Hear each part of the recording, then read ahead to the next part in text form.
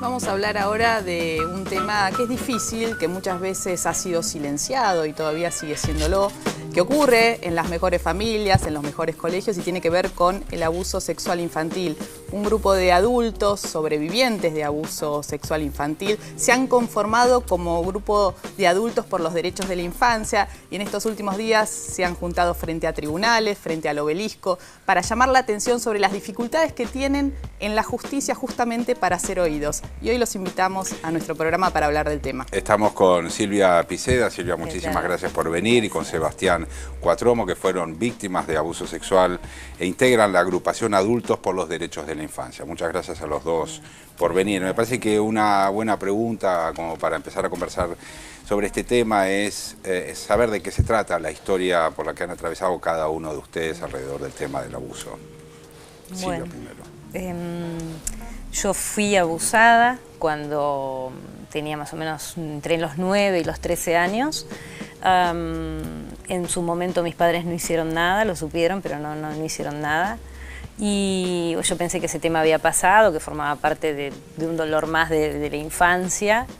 Y me encontré que muchos años después aparece la hija mayor del padre de mi hija, diciéndome que había sido abusada por él, ¿sí?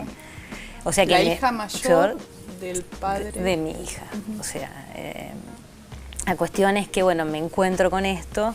O sea, el abuso no estaba resuelto. O sea, lo que yo me encuentro en ese momento como mamá y como víctima en su momento es que el tema no estaba resuelto, no estaba curado, no estaba en el pasado, claro, como yo quería que sucediera, sino que estaba en el presente, que había cosas que resolver y demás. Y ahí, eso fue en el 2009 que me entero de esto. En el 2010, 2011 empiezo a formar un grupo de ayuda de pares entre madres, porque el horror de lo que pasamos las madres cuando nos enteramos esto es algo tan particular que empecé a buscar otras mamás para tratar de compartir esto y ver a ver si encontrábamos entre todas herramientas en común. Y lo que me encontré en sorpresa es que todas estábamos pasando a nivel judicial el mismo desastre. O sea, cuando uno, a nivel judicial, por la vía que sea, trata de estar operando para cuidar a los hijos de esto, empezás a transitar un infierno. No, si a mí me preguntan cuál es mi peor enemigo, fue la justicia. O sea, y esto no los escucha, no les cree. No, o sea, lo que pasa de loco, porque paralelo a esto uno empieza a estudiar, empieza a leer, empieza, ¿no?, a formarse. O sea, una patología social que está involucrando 1 de cada 4 mujeres y 1 de cada 6 varones, según la estadística internacional. Llama la atención que cuando vas a los estamentos judiciales que debieran saber del tema, desconocen. O sea, te mueves entre la ignorancia y después la mala intención. Claro, o sea, están las dos cosas, ¿no? Entonces, lo que se quiere en la justicia, cómo funciona en general, es demostrando o intentando demostrar que el abuso sexual no existe. Esa es la cosa. Bueno, y esto... A ver, Sebastián, contanos vos más o menos de qué se trató la historia. Lo tuyo ocurrió en un colegio, ¿no es cierto? Sí, yo fui abusado en el Colegio Marianista de la Ciudad de Buenos Aires, en el barrio de Caballito, en 1989 y 1990, cuando estaba terminando mi escuela primaria. Durante 10 años sobrellevé estos abusos en silencio. Yo había sido muy mal educado en un contexto profundamente represivo, violento, autoritario, donde el abuso de poder era la norma de relación entre adultos y niños. Estamos hablando de un colegio privado católico que a fines de los 80 todavía era exclusivamente de varones, donde imperaba lo más burdo, lo más torpe de la cultura machista, autoritaria. Recién 10 años después logro poner en palabras lo sucedido. En ese momento presenté una denuncia que originó una causa penal que luego la tuve que luchar durante otros 12 años, hasta que finalmente el año pasado, en el ámbito de la Justicia Nacional, con sede acá en la Ciudad de Buenos Aires, aquellos abusos tuvieron una instancia de juicio oral y público, donde mi abusador, el ex hermano marianista Fernando Picciocchi, fue juzgado y condenado a 12 años de cárcel por el delito de corrupción de menores calificada reiterada. En ocasión del juicio que tuvo lugar el año pasado, yo hice pública mi historia a través de distintos medios periodísticos, con la intención de tratar de darle un sentido de aporte colectivo a toda esa experiencia de dolor individual, de dolor de abuso infantil. Y una de las muy buenas cosas que me empezaron a pasar a partir de que pude compartir colectivamente mi historia fue que empecé a conocer las historias de muchísimas compañeras y compañeros con los cuales hoy conformamos este colectivo de Adultos por los Derechos de la Infancia. Hay otros colectivos similares en distintos lugares del país. Venimos afortunadamente desarrollando una militancia a nivel social y comunitario, donde vamos a distintos ámbitos a compartir nuestros testimonios, nuestras experiencias. Creemos que eso forma parte de la lucha por hacer visible esta injusticia, por hacer visible este delito, con la esperanza de poder generar conciencia. Es decir, estamos en algo que nosotros realmente consideramos una militancia colectiva por los derechos de la infancia. ¿Por qué creen que hay tanta sordera en la justicia en relación a este delito tan aberrante? ¿Cuál es el problema? ¿Que los jueces no les creen o que no lo entienden o creen que no existe cuando se sabe que es tan extendido y sobre todo intrafamiliarmente, ¿no? Me parece que hay un concepto que eso lo vemos las madres, ¿no? Hay un concepto básico que es el concepto tradicional de familia. O sea, hay un concepto que mantienen los jueces y demás que es porque te lo terminan diciendo, o sea, te terminan diciendo, bueno, es el padre que vos le elegiste. Claro, la familia a toda costa. Entonces, por eso después viene la cuestión de las revinculaciones. Uno dice, ¿cómo podemos estar hoy peleando para que no revinculen a chicos con padres abusadores, ¿no? Y esto está pasando cotidianamente. Que obligan al niño o la niña que denunció al padre a tener vinculación. Vinculación con el padre en pos de un vínculo supuestamente que en verdad no existe. Yo creo que un abusador dejó de ser padre, dejó de tener la figura de padre, ¿no? Perdió eso. Sin embargo, se apuesta a eso, porque siguen apostando a esto. Bueno, es el padre que vos le elegiste, es el que le tocó. Creo que hay un poco de eso. Y por otro lado, hay una sociedad que niega su propio dolor. Yo creo que si los adultos, por eso nosotros salimos con nuestro testimonio y decir, bueno, acá nosotros fuimos abusados.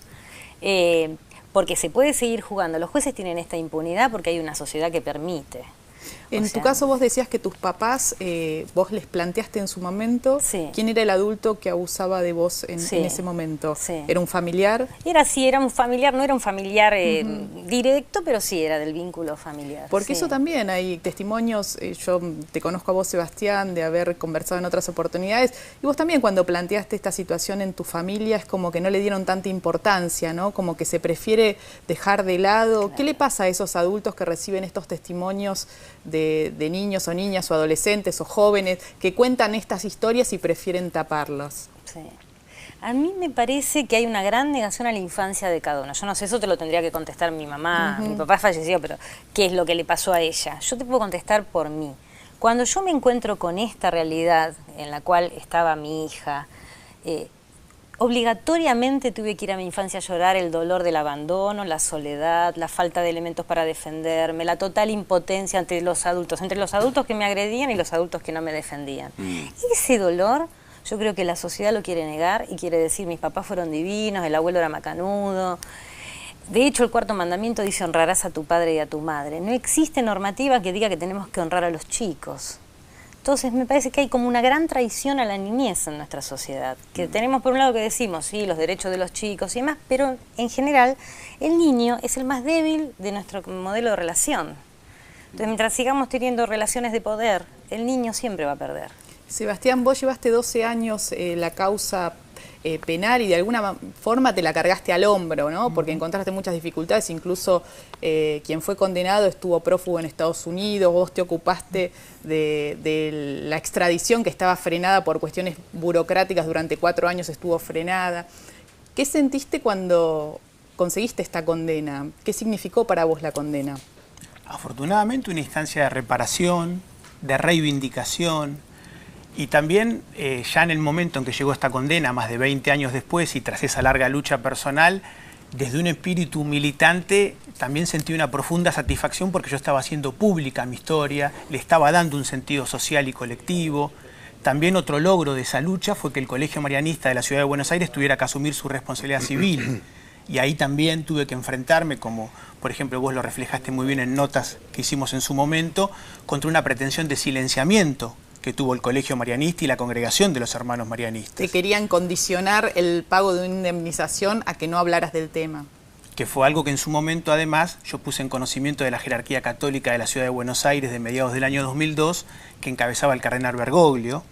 ¿Y qué respuesta tuviste? Que también lo reflejaste muy bien en una nota que hicimos el año pasado en Página, en ocasión de mi juicio, y la respuesta que obtuve era de un aval al proceder de esta institución de los Hermanos Marianistas. ¿Saben qué? Encuentro que en general hay un periodo vamos a decir, de silencio con casi todos los casos que trabajamos y que conozco en particular y demás. Que hay un periodo de silencio, de repliegue después de cometido el abuso y a lo mejor tal vez de soportar, porque a lo mejor se repite, digamos, la situación de abuso sin que haya una palabra de por medio y por eso se sigue repitiendo. Entiendo que una vez que se terminan, vamos a decir así, los episodios de abuso, hay un silencio, que en este caso, como vos citabas, Sebastián, te llevó 10 años de silencio.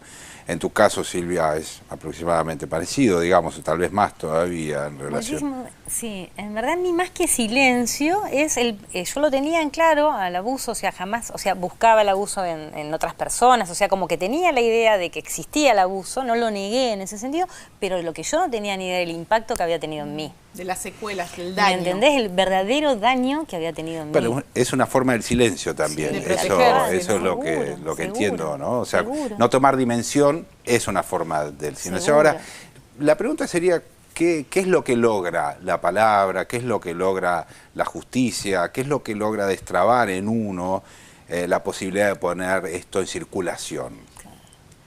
En mi caso lo que me sorprende es cuando me encuentro con pares, es encontrar estas cosas que uno pensaba que eran características propias, Claro. mambos de uno, y además que empezás a encontrar que al otro le pasaba lo mismo, toda esta cosa que tiene la magia que tiene el hablar con un par, que vos decís, pero mirá vos, entonces empezás a darte cuenta que muchas cosas no tenían que ver con tu mala suerte o con tu carácter o con el destino, sino que tenía que ver con que habías sido abusado.